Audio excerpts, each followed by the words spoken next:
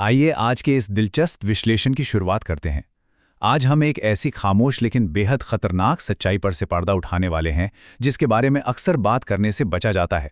हम देखने वाले हैं कि कैसे एक न दिखने वाला मानसिक दबाव, जिसे अक्सर सिर्फ एक सोच मान लिया जाता है, असल में शरीर के अंदर एक बहुत ही असली और भयंकर तबाही मचाता है।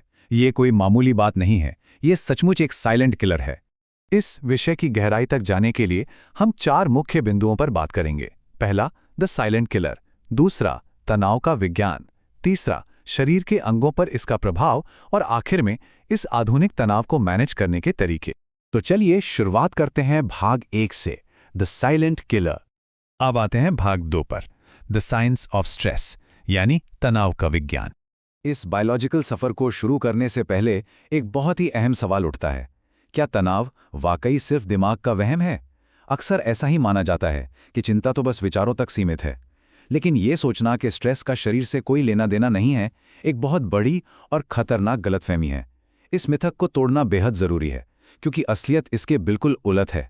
देखिए, होता क्या है, जैसे ही किसी खतरे या घबराहट का एहसास होता है, दिमाग तुरंत एक बहुत ही तेज केमिकल अलार्म बजा देता है।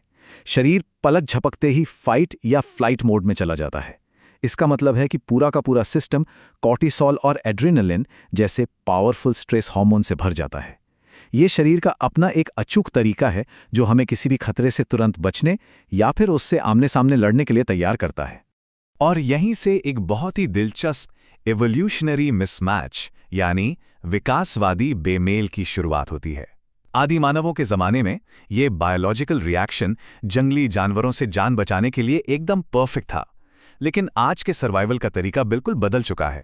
आज पीछे शेर या चीता नहीं भाग रहा, बल्कि ऑफिस की डेडलाइंस, पैसों की टेंशन और उलझे हुए रिश्ते सामने खड़े हैं। परेशानी की बात यह है कि जो हार्मोन्स कभी कभार किसी असली खतरे के वक्त निकलने के लिए बने थे, वे आज के इस आधुनिक लाइफस्टाइल के दबाव के कारण 24 घंटे 7 दिन एक्टिव रहते हैं। आगे बढ़ते हैं भाग 3 की ओर, इम्पैक्ट ऑन बॉडी ऑर्गन्स, यानी शरीर के अंगों पर प्रभाव। इन स्ट्रेस हार्मोन्स के लगातार बहते रहने का सबसे पहला असर दिल पर पड़ता है। मानो दिल किसी ओवरड्राइव मशीन की तरह काम करने लगता है। धड़कन अस्वाभाविक रूप से बहुत तेज हो जाती है और खून की नलियां, जिन्हें ब्लड वेसल्स कहते हैं, वो एकदम कसकर सिकुड़ जाती हैं। नतीजा, ब्लड प्रेशर तेजी से ऊपर भागता है। और अगर ये स्थिति लंबे समय तक बनी रहे तो भविष्य में हार्ट अटैक या स्ट्रोक जैसी जानलेवा बीमारियों का खतरा कई गुना तक बढ़ जाता है। अब जरा पाचन तंत्र यानी डाइजेस्टिव सिस्टम की बात करते हैं। अक्सर घबराहट के समय पेट में अजीब सी हलचल महसूस होती है ना? ऐसा इसलिए होता है क्योंकि जब भी कोई संकट महसूस होता है तो दिमाग तुरंत पेट की तरफ जाने वाले ब्लड फ्लो को रोककर उसे मांसपेशियों की तरफ भेज देता है। इस अचानक हुए बदलाव से पाचन तंत्र को भारी नुकसान पहुंचता है। रोजमर्रा की भयंकर एसिडिटी, पुरानी कब्ज, गैस और यहां तक कि पेट में खतरनाक अल्सर बनने का जोखिम भी बहुत ज्यादा बढ़ जाता है।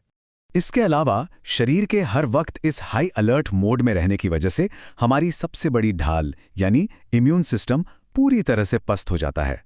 क्रॉनिक स्ट्रेस शरीर की इस रक्षा प्रणाली को इतना कमजोर कर देता है कि बाहरी वायरसों के लिए हमला करना बहुत आसान हो जाता है। यही वजह है कि ऐसे में बार बार सर्दी खांसी जैसी बीमारियां जकड़ लेती हैं। और तो और, अगर शरीर पर कोई घाव या चोट लग जाए तो उसे ठीक होने में भी सामान्य से बहुत ज्यादा वक्त लगने लगता है। और आखिर में, इस पूरी प्रक्रिया का सबसे सीधा और गहरा असर खुद दिमाग पर ही पड़ता है।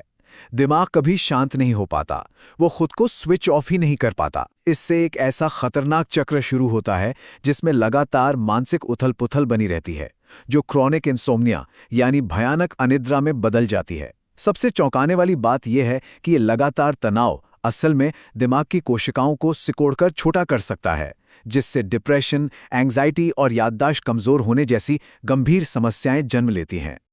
अब आते हैं हमारे आखिरी हिस्से, भाग 4 पर, मैनेजिंग मॉडर्न स्ट्रेस। अब बाहरी दुनिया और उसकी परेशानियों पर तो हमेशा हमारा कंट्रोल नहीं होता, लेकिन शरीर के अंदर के माहौल को हम जरूर ठीक कर सकते हैं। इसके लिए कुछ बेहद आसान लेकिन असरदार कदम उठाए जा सकते हैं। पहला कदम, जब भी तनाव अपने चरम पर लगे तो बस 5 मिनट के लिए गहरी सांसें लें, ताकि शरीर में ऑक्सीजन का स्तर बढ़ सके। दूसरा कदम, फिजिकल एक्टिविटी।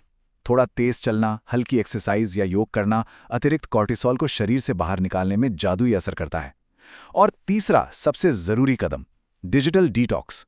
अपने फ़ोन और सोशल मीडिया से जानबूझकर थोड़ी दूरी बनाना, ताकि उन मॉडर्न ट्रिगर्स की झड़ी को रोका जा सके जो बिना बात दिमाग को अलर्ट पर रखते हैं। इस पूरे विश्लेषण को समेटते हुए हम सभी को इस आखिरी और बेहद विचारणीय सवाल पर गहराई से सोचना चाहिए। क्या रोजमर्रा की ये चिंताएं और भागदौड़ वाकई शरीर को होने वाले इस भारी नुकसान के लायक हैं? ये बात हमेशा याद रखने वाली है कि दुनिया का कोई भी काम, कोई भी डेडलाइन या कोई भी बहस इंसान के शरीर और उसकी सेहत का बलिदान देने के लायक नहीं हो सकती। बस इसी सोच के साथ आज के इस विश्लेषण को यहीं विराम देते हैं।